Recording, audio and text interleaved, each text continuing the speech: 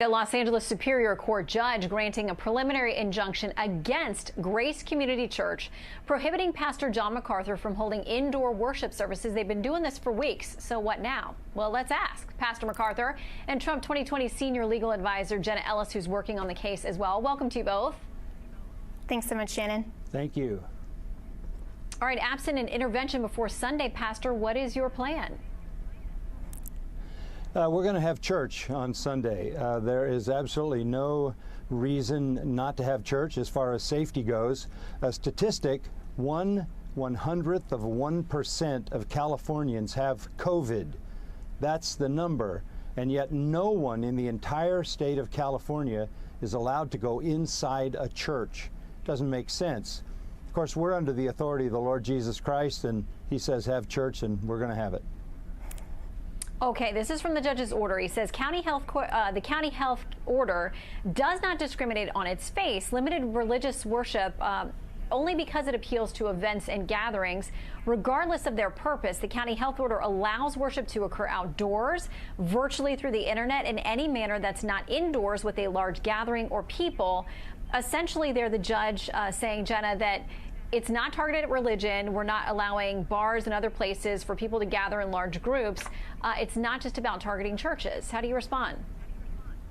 Well, it certainly is targeting churches because we don't see these types of restrictions and enforcement against large protests and other political statements that the county has actually lauded on their own Twitter and encouraged participation. And it's certainly also discriminatory enforcement here. And the ruling didn't really even consider a lot of the meritorious constitutional arguments that we claimed. But the bottom line here, Shannon, is that when the government is allowed this type of broad and arbitrary, unlimited, indefinite power, then our rights become mere privileges. And for the judge to characterize this as simply as the county allowing these types of worship services, that's not for the county to decide. That's why our founders put free exercise of religion as a fundamentally constitutionally protected right. So we're going to stand up for Pastor John MacArthur and Grace Community Church because he's absolutely right. He gets to hold church.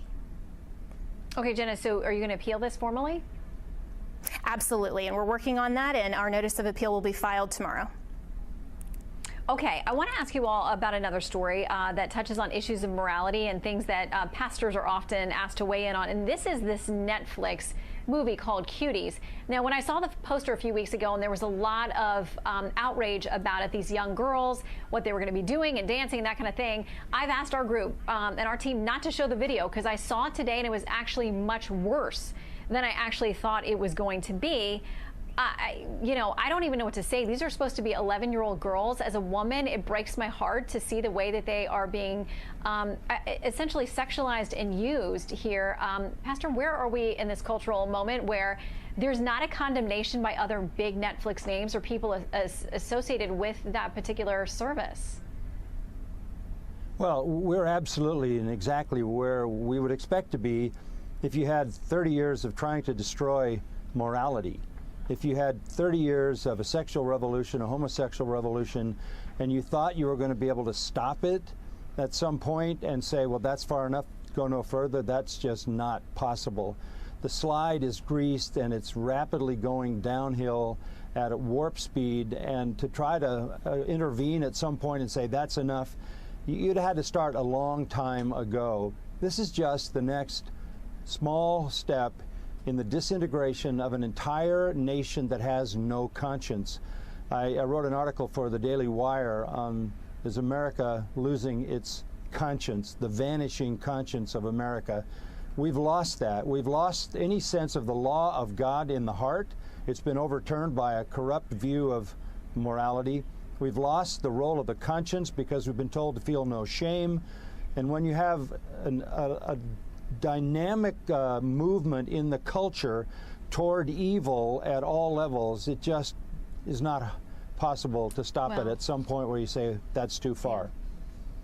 And regardless of where people feel they are on some of those hot button issues that have become big political and legal debates, I would hope that this one dealing with young girls would be one that a lot of people would stand up and say just doesn't feel right. Pastor, Jenna, good to have you both. Thanks. That's why we need church. Thanks. Okay. Thank you so well, much. You guys will be there Sunday.